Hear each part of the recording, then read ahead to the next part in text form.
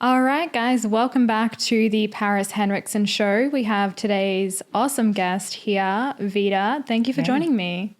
Thank you for having me. Of course. I'm super excited because we met most recently filming a secret project that we can't tell you guys about yet.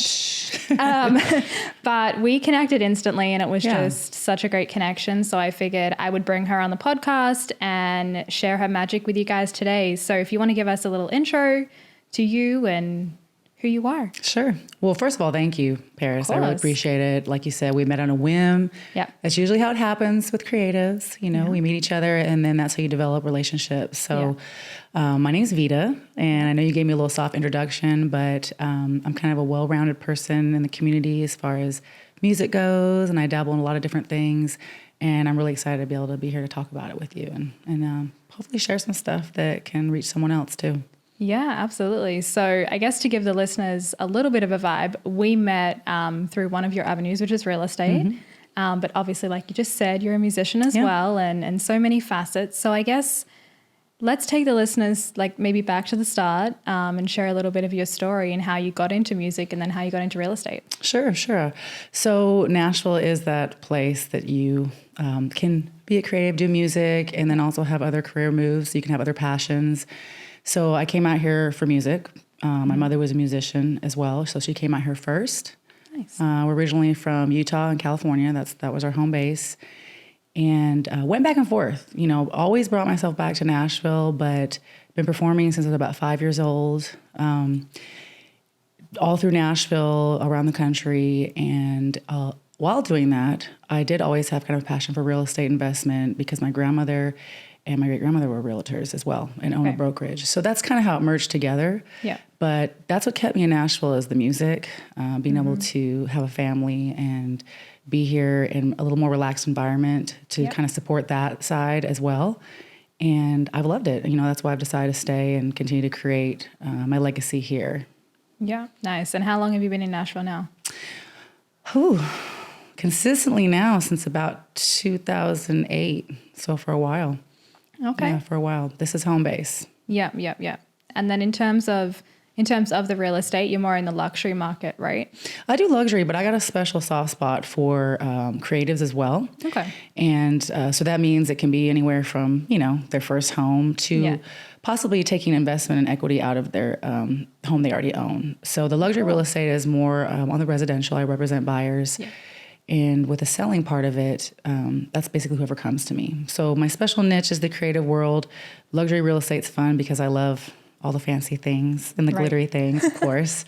And they give me things to aspire and work towards as well. Nice. Perfect. Well, you know, I think it's always nice to see another woman killing it. Yes. And again, like when we connected, I was just like, there's so many things to pick apart and so many things to discuss. So I guess, you know, we'll dive into some questions and then I'm sure that'll steer us in a lot of different directions. Because as my listeners know, this is a little bit of a health and wellness podcast too, but we're kind of steering gears into entertainment and sport as well. So what are you grateful for right now, Vida? Breath. When you're pushed against a wall, you have to remind yourself that even getting up and breathing the air is something to be grateful for and have gratitude for, because it is hard out here when you're doing a lot of things and trying to accomplish a lot of goals and also take care of responsibilities and then remain who you are and true to yourself. Yeah. So when I feel like I have nothing to pull from, it's really just been the air that I'm breathing and being able to wake up every morning. It gives me a lot of gratitude, especially after everything we've been through the last few years in the world and loved ones really close to me and just some of the things they've gone through. It's like, I'm getting up another day to create another life for myself. So it's important to really have gratitude just for the breath. I love that. And how did because you mentioned the last couple of years, how did that pivot you in your business in real estate and music? Because obviously with music, a lot of things were shut down. Yeah, that was a hard time. That was a hard time for creatives all around. It was a hard time for friendships and people not having that outlet. Yeah. But it was also something necessary that I think shifted my mindset and understanding my capabilities, you know, not leaving myself measured at this just because of the time my life I might be in. And over the last few years, I jumped off and took a lot of chances. And I've fallen down quite a few times. And every time I get back up, I'm a little further. Yep. So the last few years kind of pivoted me more into the real estate, because during that time, I struggled trying to buy my first home, being an entrepreneur, not understanding how that worked. Yeah. And it really created a passion after the ups and downs. Yeah.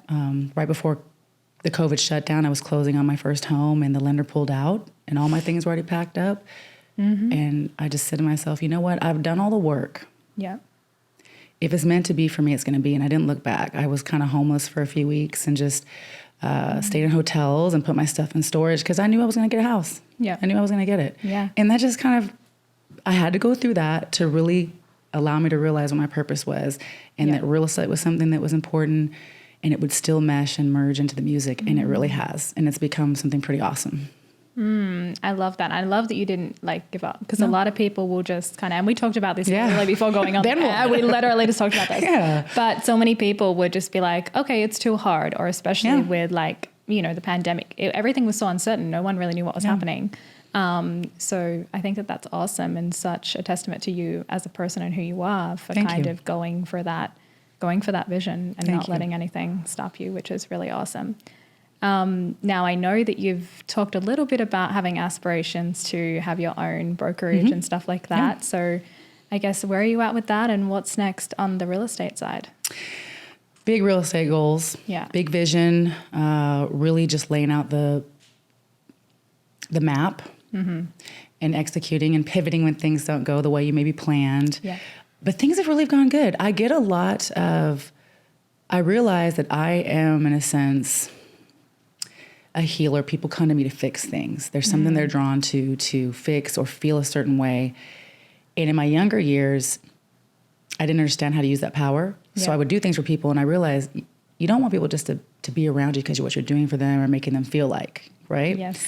So with the real estate, I think the reason why it's catapulting and doing so well now is I do get a lot of people that aren't quite where they need to be yet because of the luxury side of it. Because people see that, and my dreamers and my flock are dreamers. They see the luxury listings and what we're doing on that end. And I really feel like it funnels them into being like, okay, could this ever happen for me? A simple conversation. Yeah. How do these people get that? So I think leading a team of other like-minded agents like myself is definitely a goal. With the brokerage, I'm more like 3 to 5 years out because there's certain accolades I want to achieve, and I do like numbers and metrics, things that I want to see volume-wise to be able to back it up and really prove to what I've laid out before I take that next step and then try to duplicate it. But it's going to happen, and it's still going to be very much centered around music and the very people that Nashville should still be available to be able to come here and live and still pursue their dreams, and that's really what the goal is too. Awesome. Yeah. Awesome. So 3 to 5 years. Okay? 3 to 5 years. Maybe sooner, but that's the long term right there. I feel like it'll be sooner. Yeah, I will. I do too. Especially with some secret projects we got in the pipeline. I think we have some really good things in line. Yeah. It's just a matter of getting to people. I know we've got it. It's just, you've got to find the outlet. And these are the ways that we do it. The more we can talk and the more you give me an opportunity to share is how I see that happening. Yeah, absolutely. Yeah, absolutely. for sure. Are you mentoring anyone right now on the real estate side, or are you sort of just a little bit doing your own thing? A little bit. I am more mentoring potential clients. There's a lot of mentorship in that because you have a flock of people that will not be ready now, but they're ready later. Yeah. And you have to really help them along the way. So the mentoring is actually coming more with re-educating the people that really, really want to get a home. Mm-hmm. And then we have another agent on our team that I try to reach out to and mentor in the aspect of just women empowerment and connecting. Mm-hmm. Some people need that, and some people don't know they need that. Mm-hmm. So you're going to get it from me either way. Great. Yes. Perfect. Yeah. So just kind of mentoring people on our team so that we can be better together as one whole entity and really make some impact. Nice. I love that. And you guys have a great team. We really do. There's a lot going on over there. And everybody's unique in their own and bring something different to the table. Yeah. Very much so. I love it. I don't know about that laugh. Well, who knows? Right. What are some tips that I guess you would give to first-time home buyers or people that are looking to kind of, buy a home? Yeah. Great question. And you get asked that a lot. Yeah. On our social media platforms, a lot of times we will open up questions Hey, what are your questions? What's keeping you from buying a home? Or what's keeping you from listing your home? So for first-time buyers, honestly, it's going to be the simple things like really looking at your resources and even your income. Because as things rise, you can become qualified. You know, credit's good, got a little money saved up, but sometimes it does fall on income. You know, so understanding where you're at to see if there's a way you can make more sometimes helps so you can save money. First-time buyers definitely try to save money. Don't open up new credit accounts if you can avoid it. But the first step would just be get with a professional. See where you're at. I tell people, I don't care how far you're at, but I don't want you to be waiting and you weren't working during preseason so that you can go ahead and take that opportunity. Yeah. It's happened a lot of times. You don't do the work, the opportunity comes, and you weren't prepared. Yeah. So first-time buyers, get with somebody, get a game plan together, and really map it out. And that way you can see it's a clear vision, clear pathway to getting you something you really want. I think that's great because so many people, and even so many people I know that are like on that path, they're like, oh yeah, we're ready. And I'm like, but are you ready? But are you ready? You know, and I'm like, talk to this person, talk to that person. So that's great to know because a lot of people just think that it's about, you know, income and credit. Yeah. They don't realize that there's all these other things that you have to, you know, check as well, which is good. First-time buyer classes are great too. I mean, the first-time buyer class I went to was years ago. And I actually remember taking some literature they had that had these sheets of how to budget. And even though I wasn't getting a house then anytime soon, I used that to help me with my budgeting and planning and really got realistic too. Because if you really want it, okay, what do we need to do to get there? It's not a no or yes. It's like, okay, what do we need to do? Yeah. So talk to me. Find me. Let's get a game plan. I don't care when you're doing it. Let's just figure out, you know, when and time and you're prepared. Yeah. I love that. Obviously, you know, you've kind of mentioned it with music and real estate, but would you consider, you know, either one of them to be your mission on this planet, or what do you think your overall mission is? Ooh, that's deep. That's deep, girl. It's hard. It's deep. It hits hard. Self-discovery changes. I want to tell everybody that no matter what age you are, I truly believe you rediscover yourself at different phases in life. So it's something that I still question. I think that my mission in life, my purpose is always be in settings where I am either lifting other people or bringing them up because that's my inner child. Yeah. There's a part of me that attaches to people that need you the most. So I don't think it matters what I'm doing. I do believe I'm supposed to do music. I do believe I was given that talent, and I do believe it was to be life-changing to some people. But maybe my vessel that I use to get that is through real estate or vice versa. It seems to really be dramatic for me right now. As you can see, I'm kind of emotional about it because it is about purpose. And I feel like I'm doing exactly what I'm supposed to be doing. Both of those things. Yeah. But I think anything I choose to do will be my purpose because it is to help people and to somehow change your life and enhance it for the better. Yeah.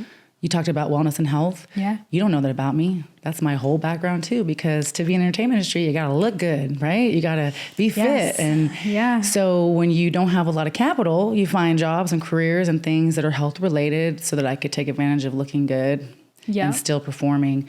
So even in those realms, those fed me and fed my soul, and I could switch and do that again right now and feel like I'm in my purpose.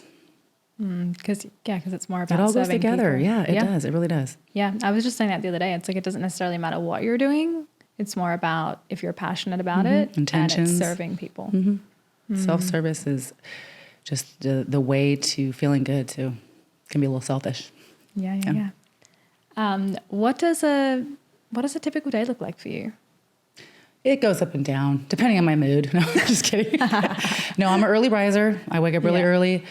I like to get up and work out. It definitely gets my endorphins going and helps me. And I listen to music, and I get up and go through all of yesterday's tasks, clients I've talked to, what gigs I have. I juggle different bands that I sing with, so I have to kind of keep that in line so I'm on top of the music. Okay. So I go back and forth. In my office, there's a keyboard. And when I'm frustrated or if I'm, speaking with a client, long conversations, I will break, get up, play the keys, sing a little bit, go right back to it. And then I'm out usually 3 or 4 times a week, still showing homes. We don't do any staging at this point. That's not a role that I've taken on, but I have done quite a bit of luxury listings for William. Yeah. they're his listings, but he's allowed us the opportunity to be able to show the homes, which allowed me to get my own listings. So it's great. Yeah, that's perfect. So the goal is always to kind of separate the time, but I've never had to really organize it. It all just kind of ebbs and flows for me. Yeah, nice. So it goes up and down, but there's basically a little music, real estate, real estate. That's about it every day. Nice. What is like some self-love practices or some kind of motivation that you do every day that kind of like pumps you up or like gets you ready for the day? These are good questions. Thank you. These are good questions to ask yourself. Yes. Yeah. I talk to myself quite a bit. I have a lot of internal dialogue. I try to control my thoughts a little bit, and that gets me pumped up. Music can change my mood instantly.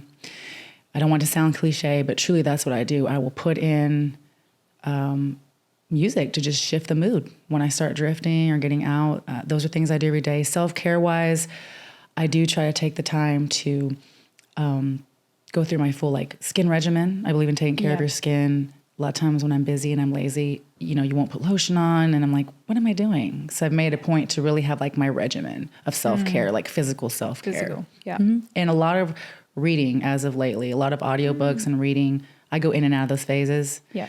Right now I'm in a phase where I've picked some good ones. Oh, so that's usually a part of my routine when I'm working out in the morning. Okay. Yeah. So I'll get up, I'll go to the gym, put on either a podcast or a book or something like that, get a good pump in, and then just come back, get the dog out, you know, like regular stuff. You know, it's great to be able to work from home in a sense because you might have a day where it's all there or you're out and about showing homes. That can be all day long too, believe me, especially in traffic. Especially in traffic, and the city's not getting any quieter. Pop in the audiobook and I go. It's like I said, a lot of books right now.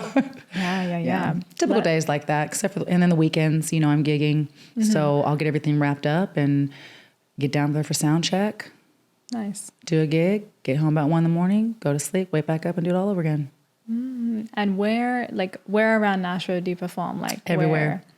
Everywhere. I am a Nashville girl. So Bourbon Street, Acme, Assembly Food Hall, 1230 Club. Sambuca is a one I do often, more like a trio set. Doing corporate band work, though, you're out of town a lot. Yeah. I've been trying to do a little more in town because honestly, I've really got a lot of clients right now from that. People are always, you know, drawn to the music and then the conversations start. So again, I just got my most recent listing from a couple that owns a couple businesses here in Nashville that saw me sing. Yep. Okay. I know. I love it. It's like a dream come true. Seriously, it really is because you want it to all work. You put a lot of time, you put a lot of effort and a lot of sacrifice. Yeah. And you want it to work. You do. Yeah. And how, like, because I guess we kind of touched on it before with the traffic and the noise. Like, how have you noticed the city change over the years? Yeah. It's, I'm so happy it's progressive and people have opportunities. Yeah. It is hard to watch the opportunities. Let's go back to something I said earlier.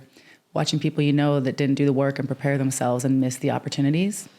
That's where I think some of the bitterness in Nashville is, but at the same time, it's inevitable. It's lost some of the specialness, obviously, but I'm very grateful that I got an opportunity to experience it that way. Yeah. But I still am very excited about all the things going on. It's a lot of infrastructure, traffic and construction, but it's vision.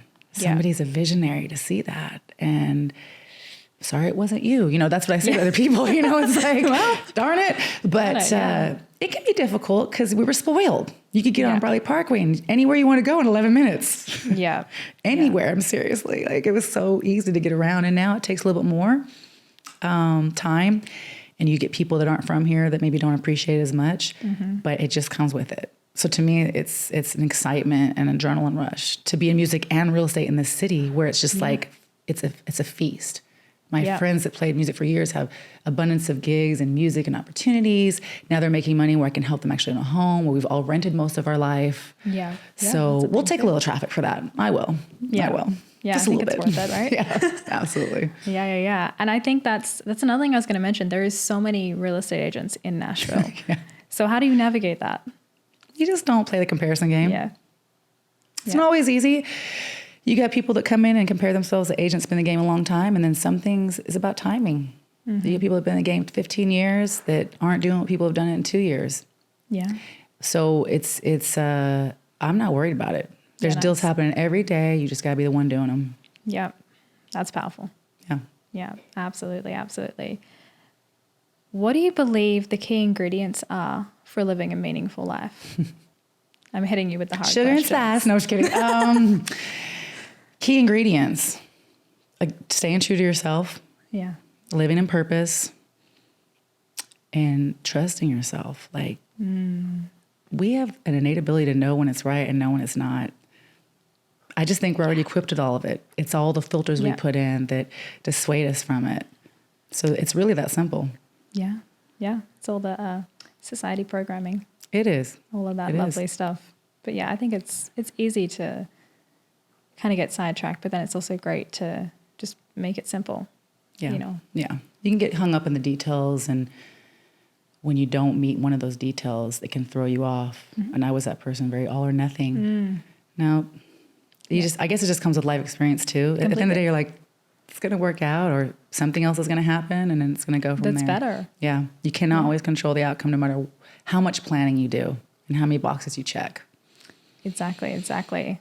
Like me, guys, I almost didn't make it here for the podcast. You're like, call me like, so I'm about to get on my flight. I'm like, okay, it's raining here. There's snow. Yes. And you made it though. So. And I made it. We flew through snow, but we made it. We're good. And that's the thing. I'll always be here unless there's a tragedy or a plane I like that issue or some kind of something. But we made it. We're here, and we're having a great time. So because it's meant to be. Yeah. Like truly. Exactly. Truly It's that thing. It's been rescheduled a couple times. Sure. And we're here. We made it. Yeah. So it's definitely meant to be. Talk to us a little bit about your, your faith and your spiritual journey, and how maybe that might have changed, or how that's merged into how you are today. That's a good question too, Paris. Sheesh. Yeah. It's like you don't want to give the whole background, but for someone like myself that is multicultural and also come from very two dynamic of religious backgrounds. So you have one side that is of the Mormon culture, hardcore. And then you have one side that's Muslim. You get a little bit of that rebellion, right? Yeah. But then I came back into my more spirituality and realizing that those situations in religion did give me an opportunity to feel spiritual connections. Okay. Yeah. So where I'm at now is I remove the people and the rituals and the rules out of it. Yeah. But still connect to that center that I felt. So now I know how to put myself there versus having to go into churches or buildings to feel that way. Does that make sense? Yes. I try to find my spirit realm and my heaven kind of around me. Yeah. And I am very spiritual. I am really deep, and I feel things on a very, very deep level. And I used to hate that about myself because I thought it was a weakness. I would beat myself up about it, and very empathetic, and you drain yourself, right? Oh, yeah. And then something happened and you just wake up and you're like, wait, that was my power to feel that, to feel uncomfortable around that person or to hurt for that person. Yeah. And people don't want to feel uncomfortable. No. People don't want those uncomfortable feelings, and that's what's teaching us. So that's what I find as my spiritual basis, is just knowing that I've been equipped with my own conscience and my own heart. And I need to feed it the right things too. It's not just going to be great if you don't protect what's around it. So again, making your world around you kind of your heaven and your spiritual realm, and calling upon your own past relatives. I speak to my past on relatives. I need them. Yeah. I They're really still do. Here. Yeah. And they help me, and I feel it. So I'm glad that I'm at least allowing myself to feel it versus what am I doing? This is not what I was taught. This is not what society says I should be feeling. Yeah, we're not taught that. And then we're here in the Bible Belt where I'm really confused once I moved out here. Oh, shit, girl, me too. So I just accept, my life and my principles and my values have been pulled from those places, right? Yeah. But you just kind of interpret them and make them your own and feel good about it. Yeah. If you don't feel good about it, don't do it. No. I'd never seen so many churches until I moved here. Yeah. It's a thing, but I think it's, there's always growth in uncomfortability, and a lot of people don't like that. No, it's hard. A lot of people don't like to grow because it means change. Right. Right. And I think it's safer sometimes than what you know, even if you're not happy, right? Yeah. I've done that and wasted a lot of time. I think we've all done it. Yep. Yeah. Yeah. And then you kind of go, oh, that would have been great to leave that situation 3 years ago, but everything's timing. Absolutely. You're right. Everything happens when it's meant to happen in the perfect timing. You're right. Even if we think it's supposed to be some other timing. Or we want it some other timing, Yeah. right? Ugh, you know. And then when you get there, you realize you're like, okay, I wasn't quite ready when I thought I was ready. I just had that conversation with a client. We've had her house on the market for a while. Yeah. And we went through some up and downs. We weren't the ones that sold it to her. There were some issues with the house already. But we had somebody that got it 3 days before the closing.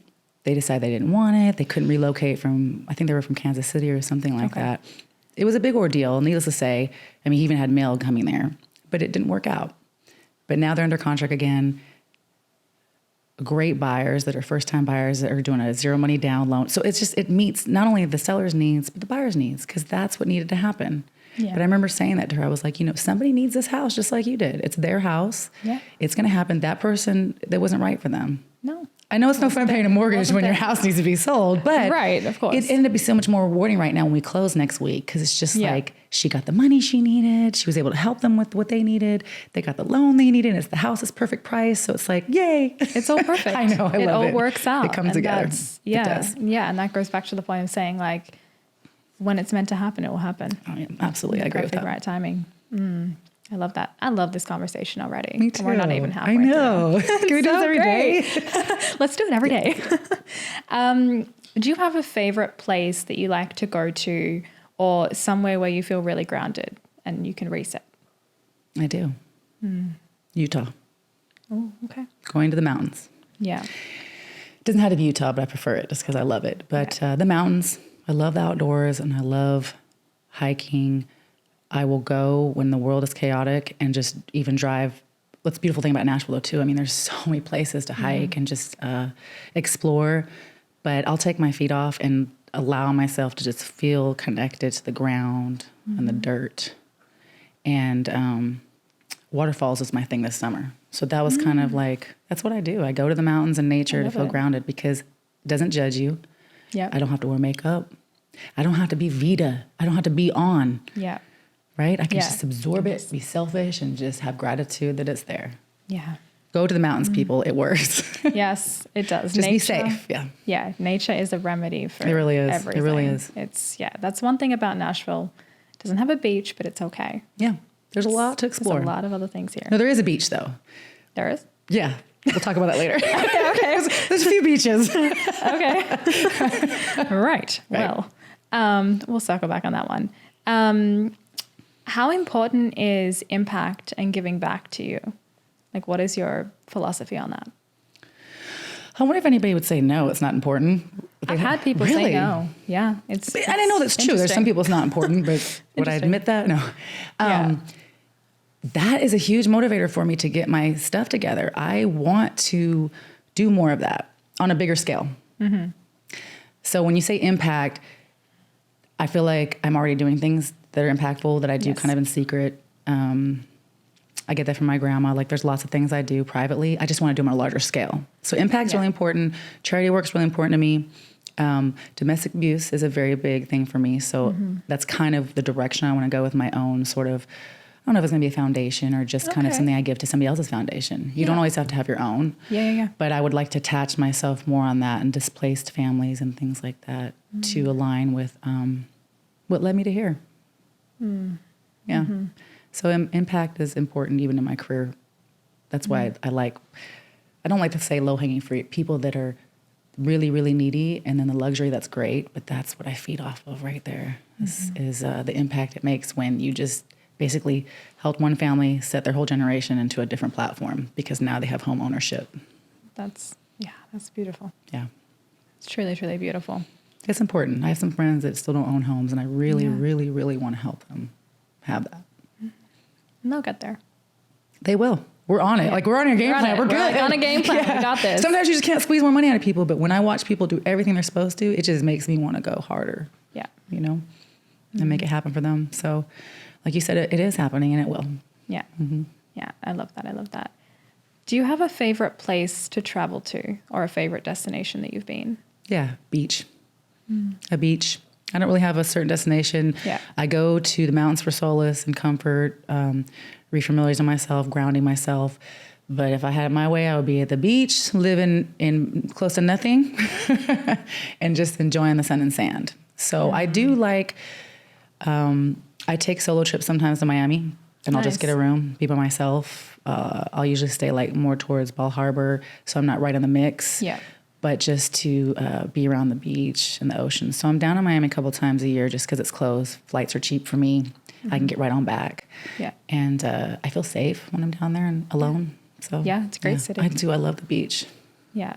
Yeah, Miami is a wonderful place. Yeah, it's close by. I still prefer West Coast. There's nothing like that coastal terrain with the mountains and the ocean. I tell people Florida's great, but I'm sorry. I'm partial. There is nothing like California. Yes. Pacific Coast is like, there's just nothing like it. So yeah, speaking to an LA girl here, there's nothing like California. I know. It's gorgeous, especially San Diego. San Diego is like magical. Especially everywhere. Everywhere. Yes, everywhere. Everyone's like, pick your favorite beach. And I'm like, Huntington, Laguna, Encinitas, all of them. Yeah. Like Huntington is where I went to elementary school. Okay. My mom was a musician there for years, playing Balboa Club, Marie Del Rey. I mean, she was a hot little thing back then, doing her thing too. So lots of good memories of California. Huntington's a great city. Yeah.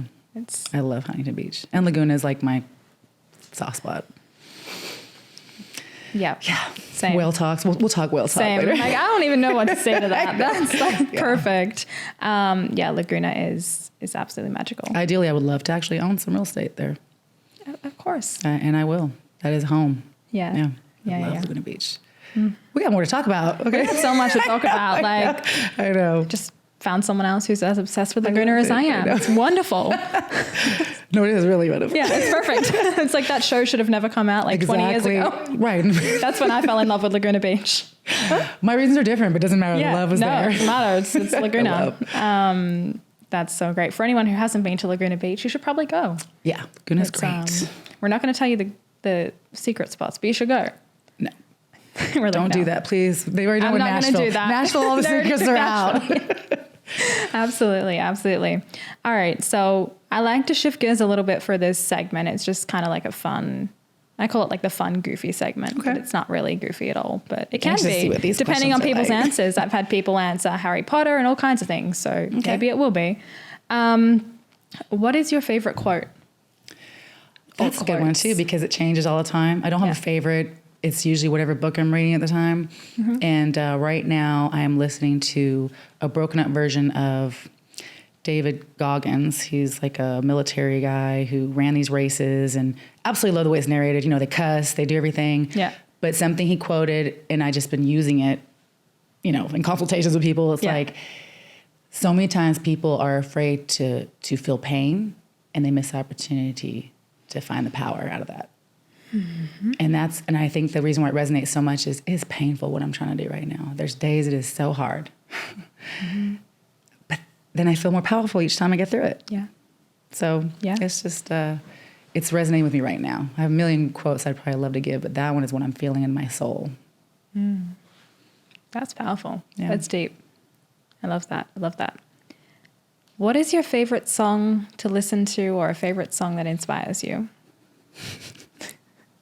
Are you asking a musician that? Like, okay. Yeah, I am. You can sing for us too if you like. Okay. A song that inspires me. Just in general, just like any song? Yeah. Oh my gosh, there's so many. Let's come back to that one. Okay. That's so hard when you ask me about the music and stuff. I really like, I am a lyrics person. So even though a lot of the music I do is soul music and R&B, I love country music because of the writing. Yeah. And there is a Patti Loveless is a country singer from way back, but it was at the prime when my mom was doing music. And she's got this song that she's talking about. She's using reference to like alcohol. I can't think of the name of it, but it is something I actually, believe it or not, listen to a lot. But inspiring wise, I do love to listen to artists that are musical like geniuses. I love Prince. It gets me out of a mood because there's so many emotions you'll feel in one song. Oh, yeah. And you could put it on too, and it's one of those things where you can listen to the whole album. Yeah. So Prince would be one that definitely gets me up and going and pumped up. And when Beyonce had her Lions King, I think it was the Lion King soundtrack, or maybe, no, Wakanda, she's got a song on there that I literally cry every time I put it on. But I played it a lot during like the post-COVID, and it made me think of my mom and just rising above. But Prince is my go-to for about everything. When in doubt. Wonderful. Yeah. I love it. He's fantastic. Yeah. So great. It is hard because there are so many. That was a hard question. Now I'm thinking all these other songs. I know. You're like, now there's. Well, like this one for this reason, and then this one for this reason. And this for that, and this for that. Yeah. That's so great. What movie, TV show, or book has impacted your life in a big way? And what did you take from it? I don't think really any TV shows did. I was raised an only child, so there were often times when you have a mom that's off chasing her dreams. I've lived with every single relative, so we've watched a lot of TV. Yeah, but nothing really like changed my life. Books tend to be that way. There is a book that probably no one's ever heard of that was called One in Thine Hand, and it was a story that I read when I was about 14, and it was a lady that was Jewish that converted to Christianity and then traveled back to Jerusalem. And it was the reason why it was impactful is it was my first book I ever cried in.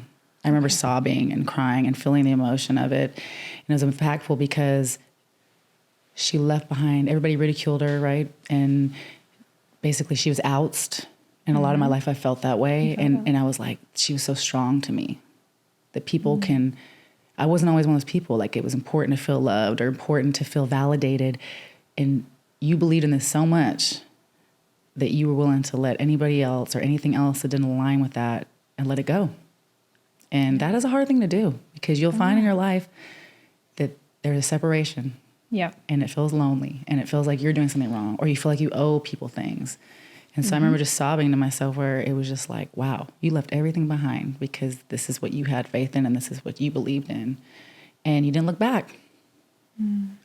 My people don't do that. They miss that opportunity. No, they do. A lot of people are, I don't want to say they're scared, but they think they're stuck.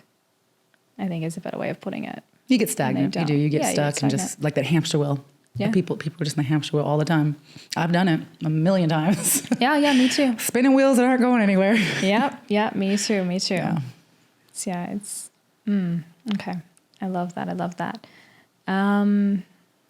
Okay. How significant is it to build a business with heart rather than just impact? Very important. Very important because that's what I ran from. I built other people's businesses up using my heart, but fighting it the entire time because that's not how they operated. Okay. I want to raise a business and build a business that's okay to have that. And you can have emotional intelligence and I want empathetic people. Yeah. But just teach them the other skills. I like what you said, raise a business. That's powerful. I haven't heard that before. And that's... Got to plant seeds. Yeah. Yeah, because a lot of the time, I mean, obviously you know this, a lot of people are so focused on the vision and the money and the income that they are not focused on the heart or the intention. It's hard. It's hard. I went through that with a company. I thought that I was not cut out to be powerful and a leader because I wasn't always about the bottom line. And that's what I mean about making sure that heart's okay. Yeah. And the people are important. You can have all that going on, but you still have to invest in the people and you got to have a heart to do that. Yeah. Yeah. It's got to be the environment. You don't want to walk into a space where it's like, you can't talk to anyone. No. All they care about is how many sales you're going to do. Like that. And I think that I don't know if that was the old real estate stigma here in the US, but it definitely was like that in Australia. It was all a numbers game. It was like, you know, who can you screw over to get here and all of that. And that was, you know, a big thing.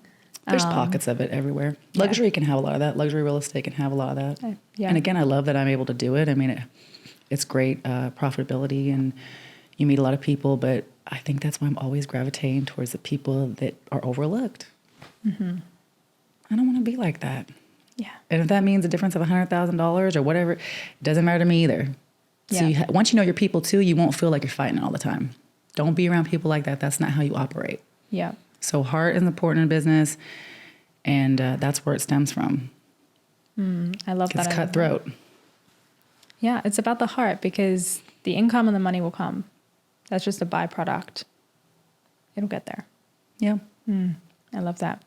Do you have any tips for new entrepreneurs or those that are looking to kind of jump from one career to another and trying to figure out how to navigate it? Yeah. I read another book recently that talked about not doing things, just doing what you're passionate about. But that's not the way to just jump in it. Well, make sure you feel good about it and you're passionate about it. You should do something you love. There's supposed to be a plan. There's a plan. Yeah. I will say that when I jumped off to the real estate stuff, I left a pretty comfortable situation and job, but I was unhappy. I made a lot of money, good at what I did. I kind of topped the ceiling. It worked with everything else too that I was doing. I would tell any new entrepreneur, be mindful of your mental fortitude, how much you think you can take. Because when you don't have money to eat, when you don't have money to pay bills, dreams can get very skewed and they can get you can either be compromising and break, or you give up, or you don't survive because you don't have enough to live off of, right?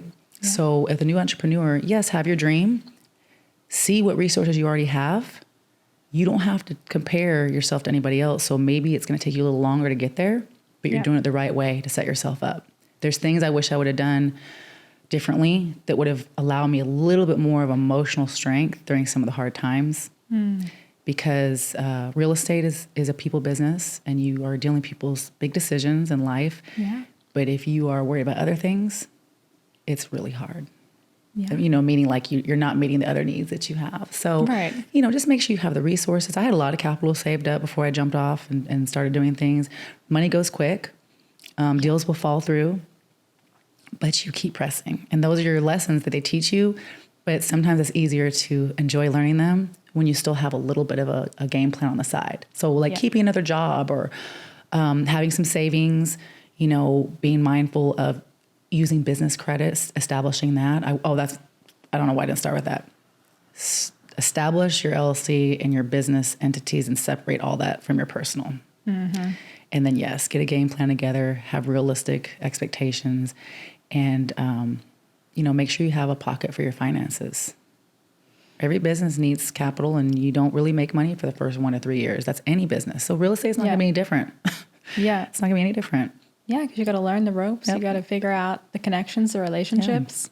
Yeah. And marketing. Yeah. Really make sure you say, hey, I've got this money set aside to spend 60 to 80% of your budget on marketing. Absolutely. Yeah. And branding. So, just being smart and not just saying you can do it because you're jumping off and you're going to live in your passion and purpose. Have a plan. Preparation is everything. Yeah. If you don't prepare, you're really setting yourself up for disaster.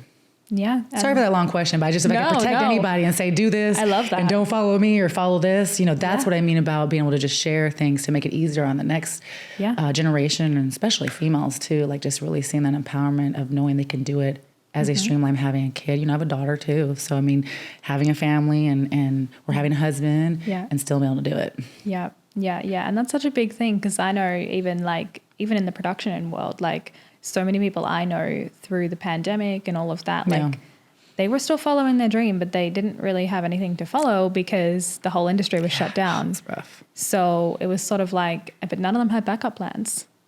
So they all had to, either move back in with their parents or they had to I had so many friends that went back to Australia because they're we don't have the resources to stay here.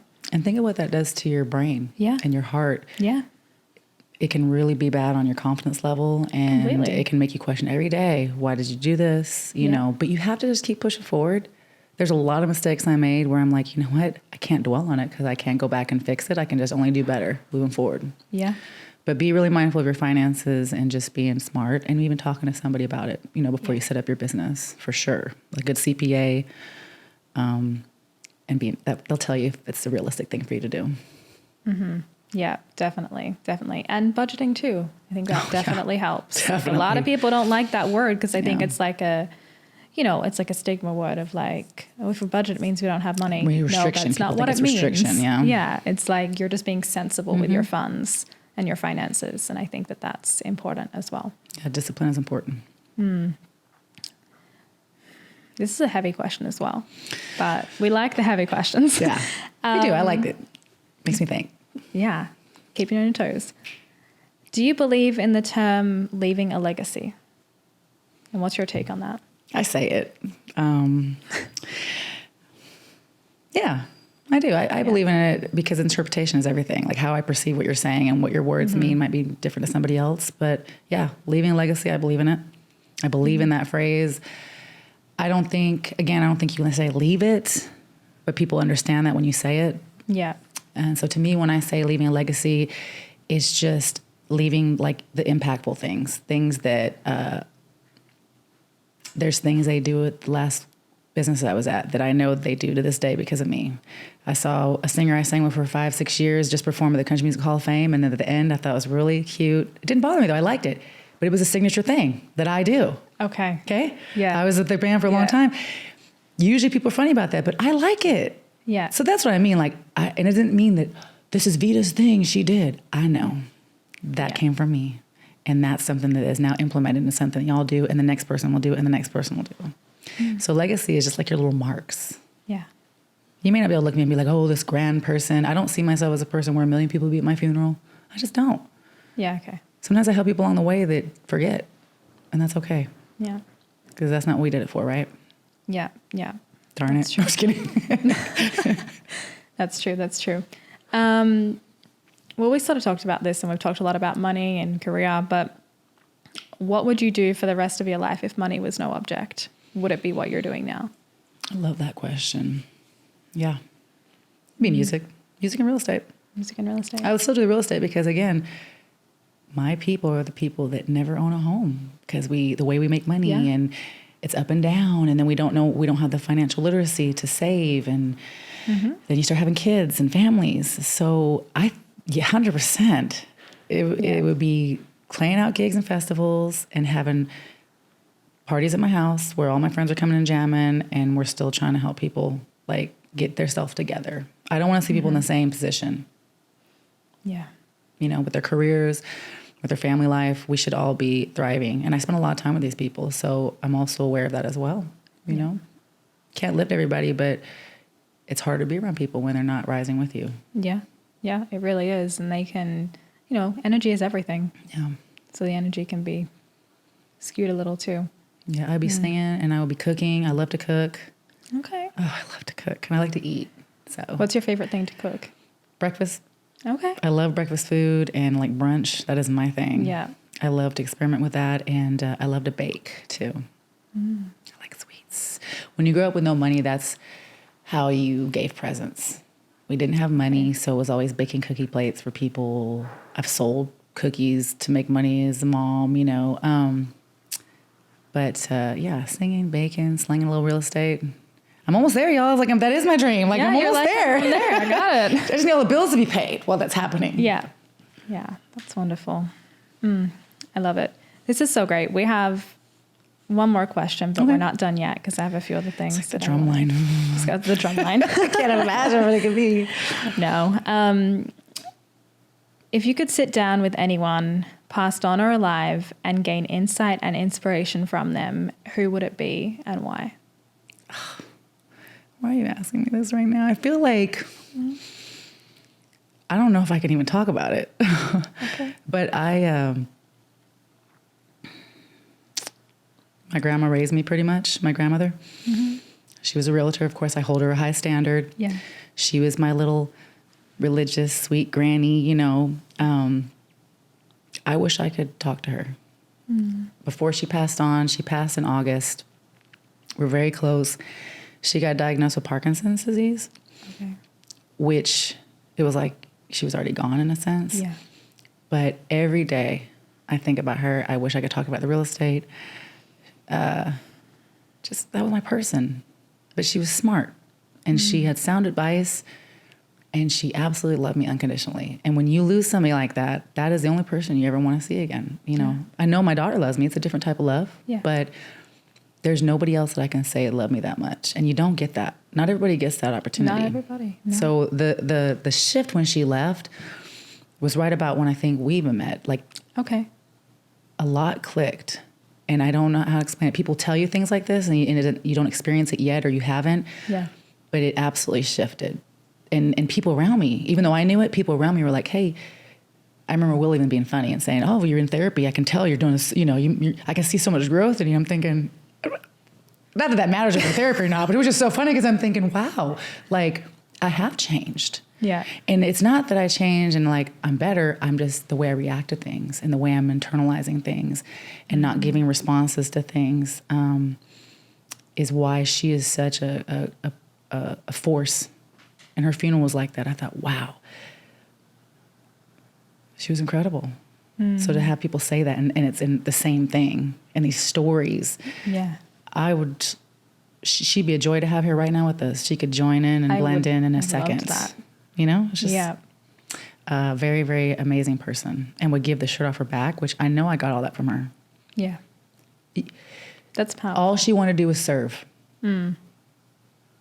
All she wanted to do was serve and help her family. She gave everything that she had to her family. She's a good woman. So I would love to talk to her. She would be a blessing to anybody as far as just the wisdom. I love that. I love that. I love how much we have in common. Like, I feel like my grandma is very similar to that as well. Like, give the shirt off her back to anybody. And it's a wonderful blessing to have. Oh, because so many people don't experience that. And so many people have broken families, broken home lives, and they don't get those experiences. Yeah. Yeah. That's why I say it's like, we never underestimate the impact you leaving this earth will have, right? I think I posted that recently because somebody needs you, somebody loves you. And like she left, like it's a huge impact. Yeah. I will never be the same. Yeah, you changed to a different version. Yeah. But you still get to carry her with you. Yeah, don't make me cry. Okay, good. Well, that was definitely the end of the questions, but those are good questions. Yeah. I feel like they're like a mix of like heavy and fun. Yeah, and, it goes in and out. It seemed to work really well. Good. I really enjoyed it. Actually, it made me think. Yeah. So, what's next for Vida?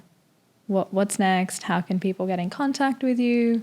Is there anything else that you want to say? I think I said a lot. I think the questions you asked really kind of allow me to give a little taste of me. I mean, obviously there's more and more things I want to mentor and tell people and share. Yeah. I won't give it to y'all all at once, right? We'll do episode 2, guys. Yeah. But what's next for me? Let's see. Friday, I'm playing at Assembly Food Hall, if you want to come. And we've got quite a bit of listings right now. So we've been pretty busy with open houses. Nice. But really this year is going hard. I have a goal to help at least a minimum, 2 families a month be under contract.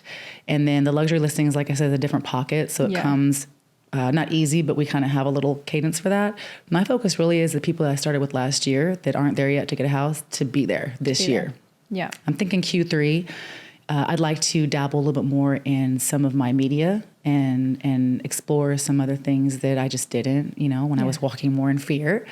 Yeah. And doing a little more acting, a little more things that are more centered around Vida versus working as a creative, maybe creating as a creative again. Creating, back when I had the luxury to do that. So that feeds it too. The more real estate deals I can close, I do want to put some back into music, into some of my own investments. So the goal is to streamline and make more money too. Yep. Money is definitely a goal to be an opportunity to start doing more of the things like charity and more impactful things that are intentional that I haven't checked off my list yet. I'm pretty active on social media. Yep. I don't think you can have any kind of business or sell anything without it. But I'm on Instagram. I have 2 accounts, but I generally work the one that's Your Vida because I am Your Vida, Y-O-U-R, and then Vida, V-I-D-A. Yeah. Make it simple. And through that channel, you can usually find all my other stuff too. Okay. Right now, all my music was pulled just because we are actually getting released like 8 songs. Okay. Sweet. Yeah. That's big exciting thing. I know I kept all that to the end, right? Yeah, keep it. Because things have to have a purpose. Yeah. That's why people want me to do shows right now, my own shows, but I want it to line up with the new music. Yeah, of course. And then I wanted some of the new music to line up with the real estate. So I have a song that I did with a very well-known producer here who people love, and he is phenomenal, and we have a relationship, and I've helped him with some real estate stuff. And we wrote a song years ago called Be a Kid. Love and it really goes along with everything I'm trying to do. So it's just, I don't know. I can't explain it, y'all. Don't give up and keep going for it, because it could be 20 years later and it can happen for you. Yeah. I don't want to get to the stage and the lights are out again. Yeah. You want to be ready for it. Yeah. So I just tell people, don't give up. If it's burning inside of you, there's a reason. Absolutely. Absolutely.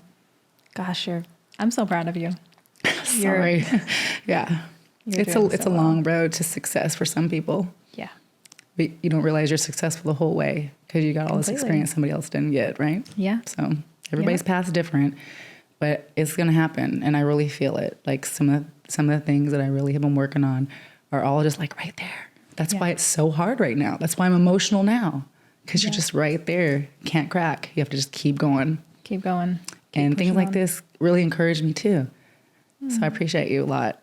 I do. Well, thank you. This is great. It's been wonderful. It's been so good. And I just love everything that we've talked about. Me too. I feel like we're definitely going to do a second episode somewhere For sure. down the season. Did you want to give us a little taste of your music? We'll do it on the next one. Okay. Yeah. Now you got me all in my feels, so it's like... No, it's okay. We'll do it in the next one. Go in and out, Vida. Go in and out. No, we'll do that in the next one. That sounds I got you. good. We'll start with that. And then you can bring me down with all these questions and then... Okay. Yeah, we'll do that. Yeah. And we'll also put everything in the show notes and link to your socials and everything Thank like you. that. I love that. And definitely, stay eyes open, all the viewers, and there's going to be a lot coming from you, I know. I love it. Well, if you know anybody that's, looking to buy and sell real estate or really doesn't even think they have a chance, I work for a great brokerage, William Wilson Homes, great example of, self-made, not being a huge firm, but doing so many things. And he's awesome. Definitely find me for that. And I don't care where you live. You could be relocated or another city. I'll find you an agent that's trustworthy to help you get started. Yeah.